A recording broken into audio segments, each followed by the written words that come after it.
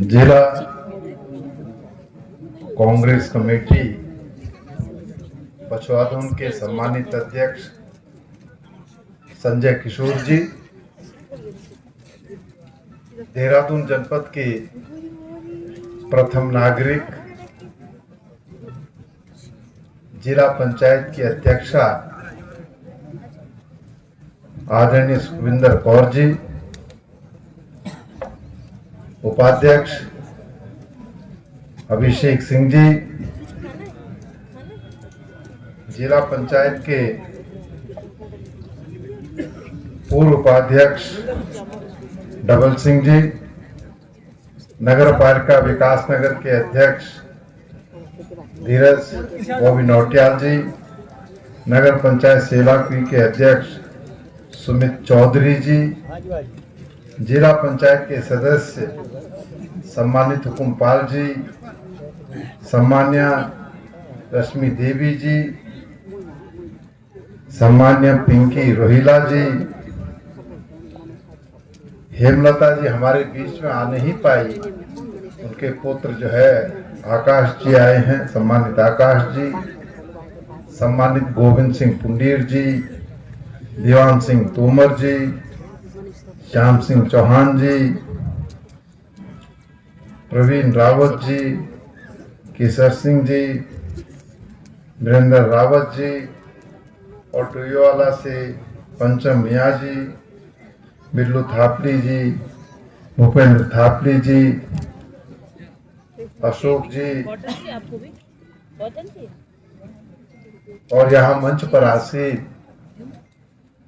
कांग्रेस के सभी सम्मानित साथीगण, यहाँ उपस्थित सम्मानित मातृशक्ति, मेरे नौजवान साथियों और सम्मानित बुजुर्गवार साथियों,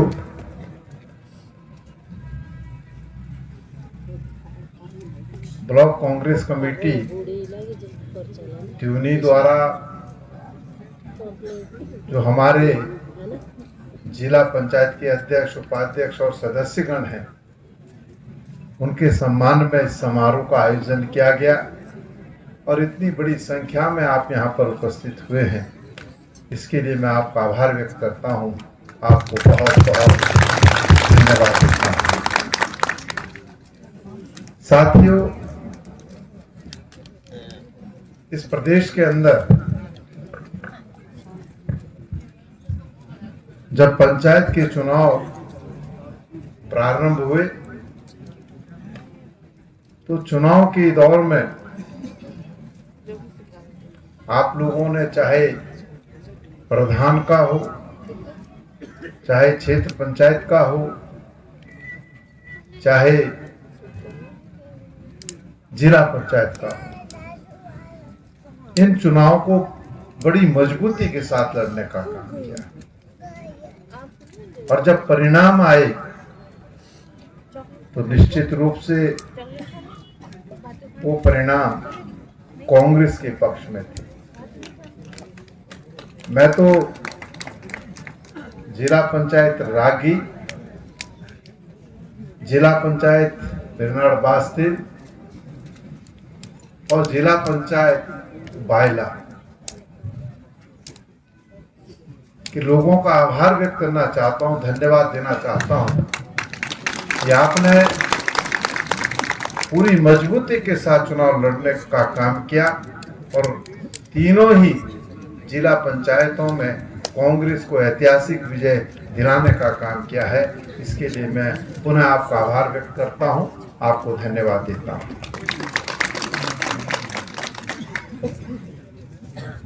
जब पूरे परिणाम पंचायतों के आए तो आपको मैं बताना चाहता हूं कि कांग्रेस को कई जिलों में बढ़त मिली, जीत मिली, लेकिन सत्ता के बल पर भारतीय जनता पार्टी ने उस जीत को छीनने का काम किया। आपकी जानकारी में है कि नैनीताल के अंदर कांग्रेस को जिला पंचायत में स्पष्ट बहुमत था,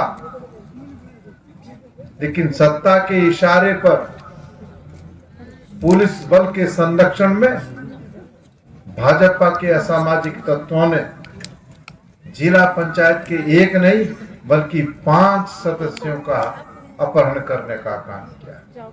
और आप अंदाजा लगा सकते हैं कि जिस जिला पंचायत में 5 जिला पंचायत सदस्यों का अपहरण हो जाए और वो वोट भी ना डाल सके, तो क्या ये जीत लोकतंत्र की जीत है?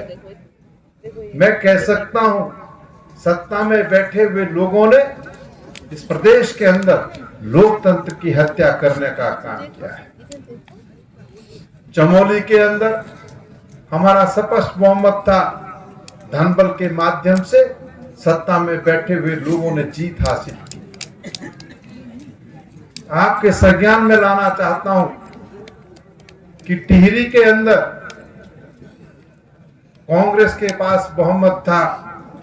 कांग्रेस ने और निर्दलीय प्रत्याशी जो जिला पंचायत की थी, हमने गठजोड़ किया और जीत जो है कांग्रेस की होनी थी, लेकिन सत्ता पक्ष ने अपना प्रत्याशी बैठा करके निर्दलीय को समर्थन देने का काम किया। तो यहां भी जिस तरीके से जीत को छीना गया, ये लोकतंत्र की हत्या है। टिहरी में भी हम चुनाव जीत रहे हैं।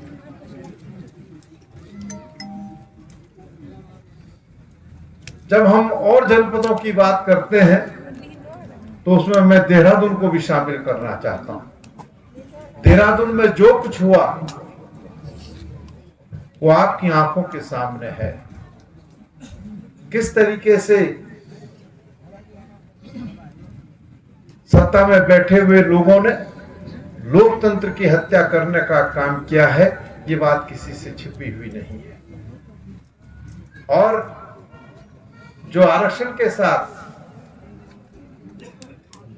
हुआ उसको भी आपने सबने देखा है। आरक्षण के लिए जो अधिकारियों की कमेटी बनाई गई थी, उन्होंने जो अपनी संस्तुति दी, सचिव पंचायत राज ने जो अपनी संस्तुति दी, उसके विपरीत सत्ता में बैठे हुए लोगों ने आचरण करने का काम किया। और जब आरक्षण को जारी करने का काम सरकार ने किया तो हमने उस दिन फैसला लिया था, मेरा छोटा भाई चमन सिंह मेरे साथ था, हमने उस दिन निर्णय ले लिया था कि ये जंग जो है सरकार के खिलाफ है और हम लोग लोकतंत्र में आस्था रखने वाले लोग हैं। हम पूरी मजबूती के साथ इस चुनाव को लड़ने का काम करेंगे। मैं देहरादून के जिला पंचायत सदस्यों का आभार व्यक्त करना चाहता हूं, आपको बहुत बहुत धन्यवाद देना चाहता हूं कि आप लोगों ने जिस कर्मठता के साथ, जिस निष्ठा के साथ कांग्रेस के साथ लाभबद्ध होने का काम किया है, ऐसी मिसाल बहुत कम देखने को मिलती है। और आज आपके सामने है कि महिला के रूप में हमारी जिला पंचायत अध्यक्ष यहां पर मौजूद है।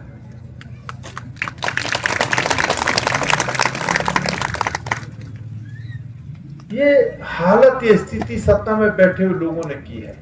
लेकिन मैं आपसे कहना चाहता हूं कि हताश और निराश होने की आवश्यकता नहीं है। इस प्रदेश के अंदर सत्ता में बैठे हुए लोगों की उल्टी गिनती प्रारंभ हो गई है। और देहरादून और खास तौर से जब मैं पछवादून का जिक्र करता हूं तो हमने ये संदेश देने का काम किया है कि जब 2027 में इस प्रदेश के अंदर चुनाव होगा तो पछवादून और उत्तराखंड में कांग्रेस का परचम लहराएगा। और इसकी शुरुआत हमने नगर निकाय के चुनाव से करने का काम किया। जब हम देहरादून से चलते हैं तो पहली विधानसभा सहसपुर पड़ती है और उस सहसपुर में सेलाकुई नगर पालिका का चुनाव हुआ, कांग्रेस ने वहां पर भारतीय जनता पार्टी को हराने का काम किया। और हमारे चौधरी साहब दिखाई दे रहे हैं यहाँ पे या नहीं?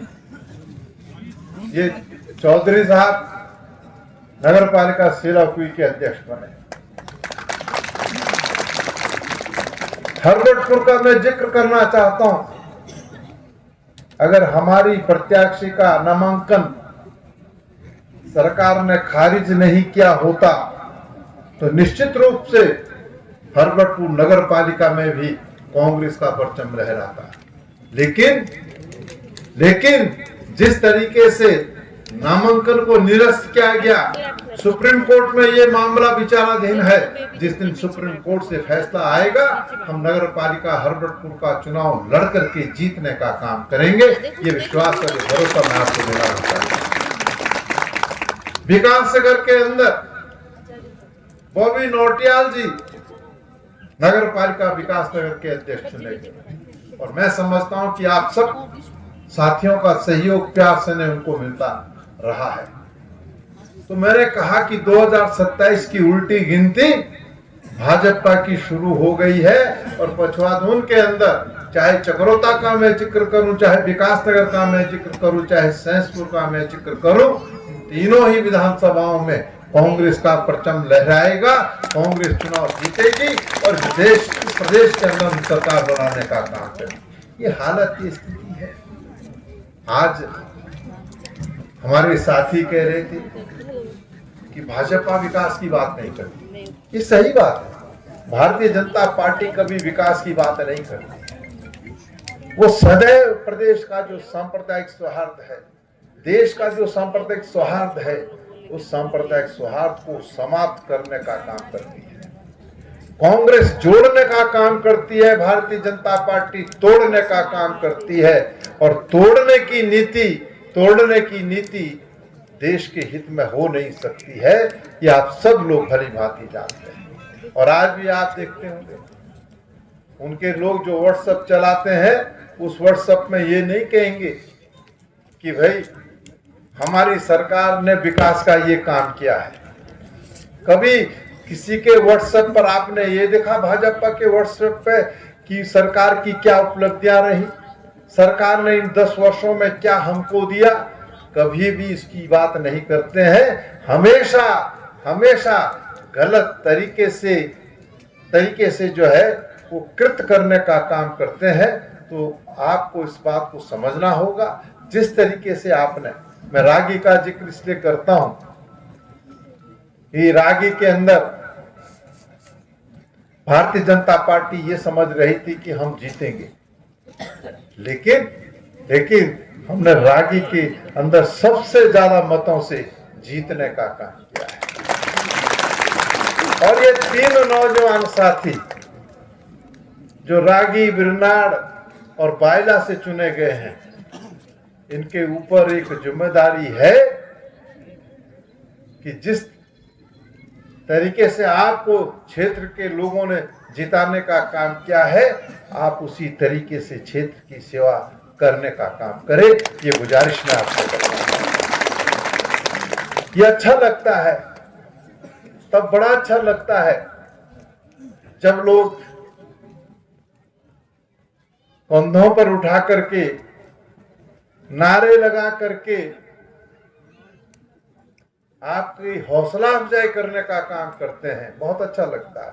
लेकिन इसे पाने के लिए खून को पसीने की तरह बहाना पड़ता है।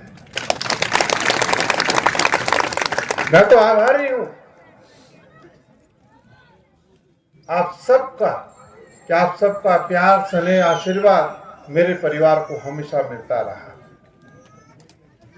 मेरे स्वर्गीय पिता गुलाब सिंह जी, जिन्होंने 8 बार इस क्षेत्र का प्रतिनिधित्व करने का काम किया, उन्होंने विकास के लिए अपना सर्वोच्च निछावर करने का काम किया है। आज जौनसार बावर जिस मुकाम पर खड़ा है, इस मुकाम पर खड़ा करने का काम स्वर्गीय गुलाब सिंह जी की मेहनत थी। उन्होंने एक मजबूत आधारशिला इस जौनसार बावर को जनजाति के रूप में देने का काम किया है। और आप हम सब की नैतिक जिम्मेदारी बनती है कि हम इस क्षेत्र के विकास की बात करें। आपने देखा होगा जब हम बोलते हैं तो हम कहते हैं कि जॉन सारवार का विकास होना चाहिए। जब ये भाजपा के लोग आते हैं इनके मुंह से कभी आपने सुना कि विकास की बात होनी चाहिए? मैं आपसे पूछना भी चाहता हूं कि बताइए, खत देवगार में, खत बाबर में, खत शिलगांव में, खत फनार में, खत लखो में, खत बाणाधार में, खत क्या नाम है कैनो में, क्योंकि मैं ज्यादातर इसी की बात करूंगा। और उसके बाद अगर मैं बात करूं मशो की भी, या जो 4 खतें हैं हमारी भरम की, उनकी भी मैं बात करूं, आप मुझे बताइए कौन सा काम भाजपा की सरकार ने किया है? बताओ आप मुझे। आज हमने हर गांव को अगर सड़क से जोड़ने का काम किया है तो वो कांग्रेस की हुकूमत ने किया है, किसी और सरकार ने नहीं किया है। 10 साल भारतीय जनता पार्टी की सरकार को बने हुए इस सूबे के अंदर हो गए। आज मैं आपसे पूछना चाहता हूं, आज मैं आपसे कहना चाहता हूं कि जब हम सरकार में थे तो हमने इस त्यूरी के अंदर 100 बेड के अस्पताल का निर्माण प्रारंभ किया था। क्या था कि नहीं किया था? बोलो, पता है किसी को? नहीं पता है? और जिनको पता वो हाथ खड़ा करो, जिनको नहीं पता वो रहने दो। हमने 100 बेड का अस्पताल प्रारंभ करने का काम किया। और 100 बेड का अस्पताल हमने क्यों बनाया था, मैं ये भी बताना चाहता हूं कि हम चाहते थे कि त्यूनी के अंदर नर्सिंग कॉलेज बने। और जब नर्सिंग कॉलेज की बात होती है तो उसके लिए 100 बेड का अस्पताल होना नितांत आवश्यक है। अगर 100 बेड का अस्पताल नहीं होगा तो नर्सिंग कॉलेज संचालित नहीं किया जा सकता है। अब आप लगा लीजिए 2015 में हमने 100 बेड के अस्पताल का कार्य प्रारंभ किया और आज हम 2025 में समाप्त हो गया, 26 में प्रवेश करने जा रहे हैं। अभी तक वो 100 बेड का अस्पताल तैयार नहीं हुआ है। बीच में तो हमारे ही इस क्षेत्र के जो भाजपा के नेता हैं, उन्होंने मुख्यमंत्री जब त्रिवेंद्र सिंह रावत थे उनसे कहा कि त्यूनी के अंदर 100 बेड के अस्पताल की आवश्यकता नहीं है। और इस 100 बेड के अस्पताल को 30 बेड में परिवर्तित किया जा रहा था। तो मैं मुख्यमंत्री के पास गया, मैंने मुख्यमंत्री से कहा कि मुख्यमंत्री जी, त्यूनी का 100 बेड का अस्पताल है, आप उसको 30 बेड का अस्पताल क्यों बना रहे हैं? तो वो कहने लगे, साहब वहां किनारे में है, वहां पर जो है इतनी ओपीडी नहीं है। मैंने उनसे कहा कि त्यूनी किनारे का अस्पताल तो जरूर है, लेकिन त्यूनी उत्तरकाशी, हिमाचल और देहरादून का केंद्र बिंदु है। सबसे ज्यादा ओपीडी दून अस्पताल में होती है। उसके बाद अगर कहीं पर ओपीडी होती है तो वो ओपीडी त्यूनी में होती है। इसलिए जो 30 बेड, जो 100 बेड का अस्पताल है उसको आप 30 बेड का करने जा रहे हैं। तो अगर इसको कम करने का प्रयास आपने किया तो मैं आपके आवास के बाहर धरना दूंगा, आपके आवास के बाहर मैं भूख हड़ताल पर बैठने का काम करूंगा। तब उन्होंने कहा कि नहीं, आप नाराज हो गए। फिर 30 बेड का अस्पताल प्रारंभ हुआ। मैंने कहा भाई 100 बेड का अस्पताल तो आपने कार्य तो प्रारंभ कर दिया, लेकिन पैसा भी तो उपलब्ध करा दीजिए। तो आप अंदाजा लगा सकते हैं 10 साल में वो 100 बेड का अस्पताल अभी पूरा नहीं हुआ है। तो ये सरकार किस तरीके से काम कर रही है ये आप सबके सामने है। 100 बेड का अस्पताल बनेगा तो कितना फायदा होगा भाई? 100 बेड के अस्पताल में कोई 2-4 डॉक्टर थोड़ी नहीं, या अस्पताल की व्यवस्था छोटी मोटी थोड़ी होगी, वो उच्च स्तरीय व्यवस्था होगी। और शायद संभव तो मैं समझता हूं कि जो हम जरा सी भी कोई बात होती है, या तो हम रोडू जाना पड़ता है या फिर हमको जो है देहरादून की ओर जाने का काम करना पड़ता है। जिस दिन ये अस्पताल बन करके तैयार होगा तो आपको सारी सुविधाएं यहीं त्यूनी में उपलब्ध होगी। ये मैं आपसे कहना चाहता हूँ। तो हमने हमेशा हमने हमेशा विकास की बात कही है, आपके सामने है। मैं बार बार दोहराता हूं, एक तहसील थी, 3 तहसीलें बनाई, त्यूनी में तहसील है कि नहीं है? यहां कोई डिग्री कॉलेज नहीं था तो हमने 2 डिग्री कॉलेज बनाए, एक चक्रोता में, एक त्यूनी के अंदर स्थापित करने का काम। जितनी सड़कें थी उन सड़कों को जो है पक्का करने का काम किया। जहां सड़क नहीं थी वहां सड़क देने का काम किया। जहां शिक्षा के क्षेत्र में कार्य करने की आवश्यकता थी वहां हमने शिक्षा के क्षेत्र में काम किया। तो हम तो हमेशा कहते हैं कि हम विकास की बात करते हैं, हम विनाश की बात नहीं करते हैं। भाजपा के लोग विनाश की बात करते हैं। इसलिए आज आपसे आग्रह करना चाहता हूं, आज आपसे निवेदन करना चाहता हूं कि मेरे त्यूनी के साथियों, मेरे जो आपने अभी जिक्र किया, कितनी खत बताया तुमने? 7 खत? 7 खत नहीं, बल्कि मैं तो उसमें कई लोग तो 4 खतों से भी यहां पर आए हैं। तो मैं आपसे कहना चाहता हूं कि हमारे सामने बहुत बड़ी चुनौती है और वो चुनौती है 2027 की। जिस हौसले के साथ,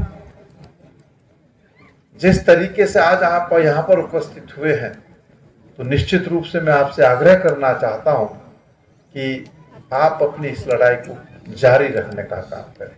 आज हमारे साथियों ने कांग्रेस परिवार में सम्मिलित होने का फैसला किया, मैं उनका हार्दिक अभिनंदन करता हूं, स्वागत करता हूं।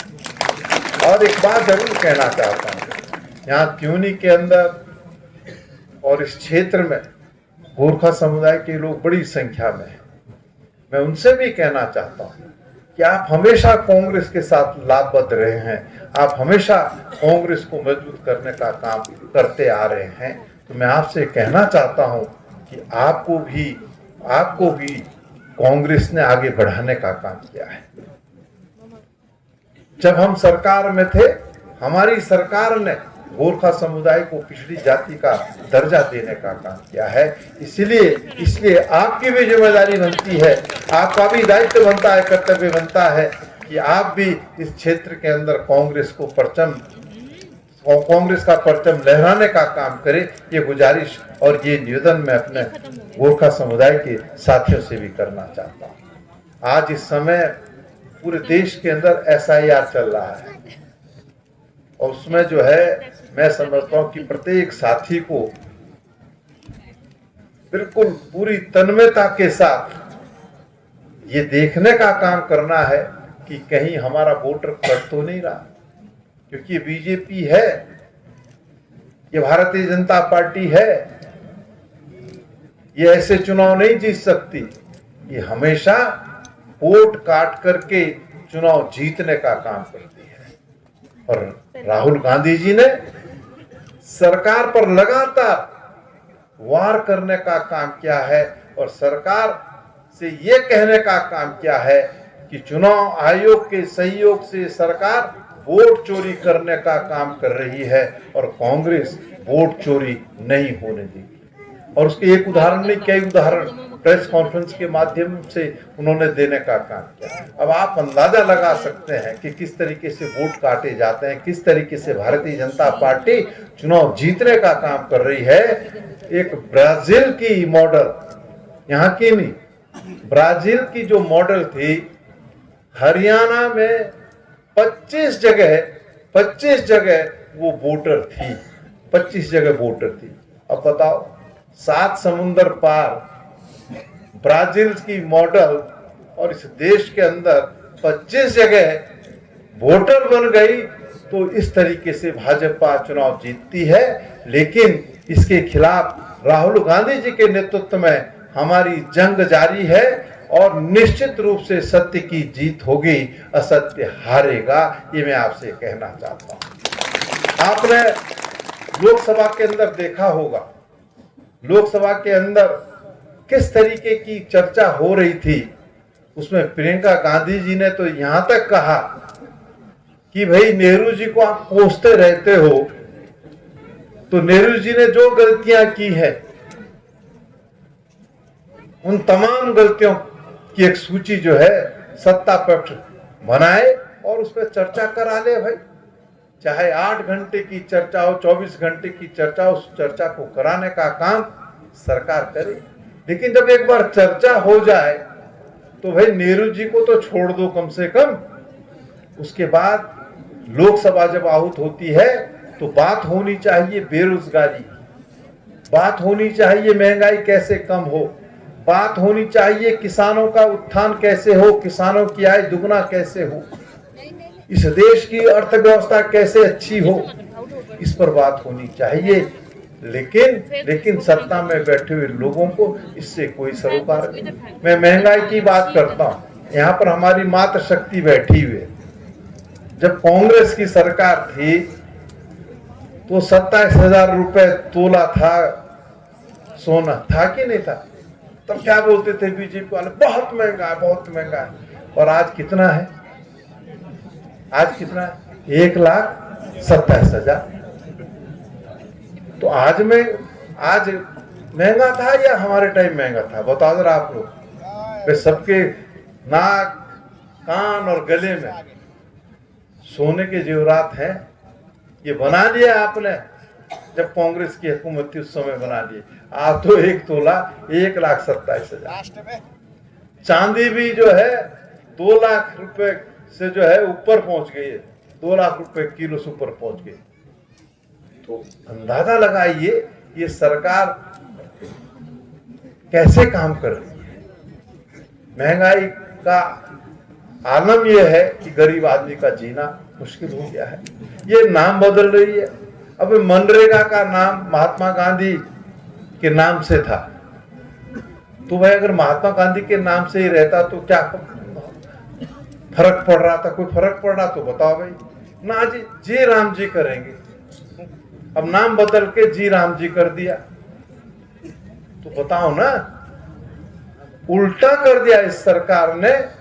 जब मनरेगा की जो स्कीम है, जब कांग्रेस ने इसे देश के अंदर लागू करने का काम किया था, तो राज्यों में ये स्थिति थी कि 90% पैसा केंद्र देता था, 10% पैसा राज्य सरकार देती थी। लेकिन जी राम जी के राज्य में अब क्या हो रहा है? 60% पैसा राज्य क्या नाम केंद्र सरकार दे रही है और 40% पैसा राज्य सरकार को देना पड़ रहा है। और आप आए दिन देखते होंगे कि कई राज्य जो है सरकार से मांग कर रहे हैं कि भाई जो हमारा पैसा जीएसटी के माध्यम से केंद्र सरकार के पास है उसको वापस देने का काम करे। वापस देने का नाम नहीं ले रही। हालात बद से बदतर है। इस देश के अंदर ऐसे लोग सत्ता में बैठे हुए हैं जिनका कहना है कि हम दो हमारे दो। अमित शाह, मोदी जी, अडानी और अंबानी, हम दो हमारे दो, हमारा विकास होना चाहिए, बाकी तो भाई चौपट हो जाए, हमें कोई मतलब नहीं।